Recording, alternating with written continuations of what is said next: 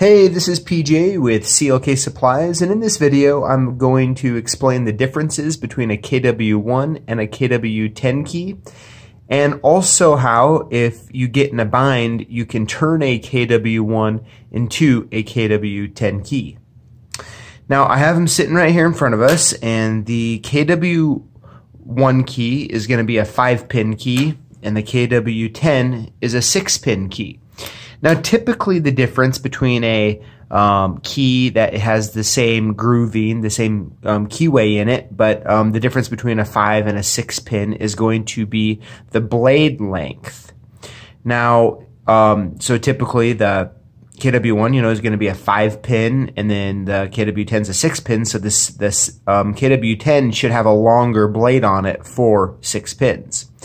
Now this is true for like the SC1 and SC4, but for the KW1 and KW10, it is not the case. So if I were to take both of these keys and I line them up by the top shoulder, right there, as you can see, these are identically the same length. But as what you will see, if I keep flipping it around on the back here, you'll see that this bottom shoulder on the KW10 key is farther back. And so is what happens on the KW10 key is it's going to enter the lock and stop on this bottom shoulder instead of the top shoulder. So in other words, like if you could also use this KW10 key just like a KW1 key by lining it up on the groove right here or on the shoulder and cutting it, and it'd work just fine.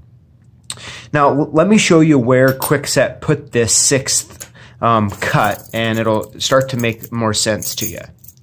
So here's a typical, these are just some space and depth keys, and if you look here, you'll see the 5 different spaces, and then you see at the very front here, or by the shoulder, you're going to see this big chunk that's untouched, uncut right here.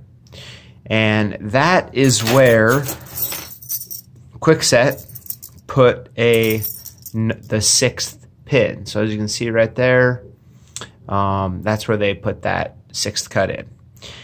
So the blades are the same, but where they're putting that 6th cut is right up here by the shoulder.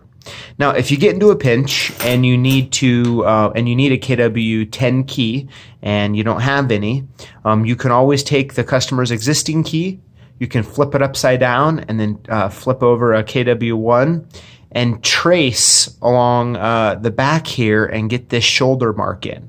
It's also good to go a little farther on each side and grind down just to have clearance to get into the lock.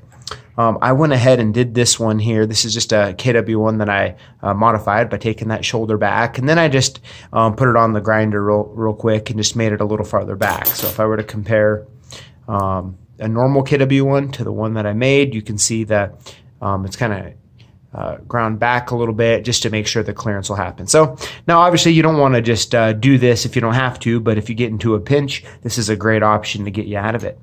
So that's the difference between a KW1 and a KW10 key, and how you can turn a KW1 into a KW10. Thanks for watching. We'll see you next time.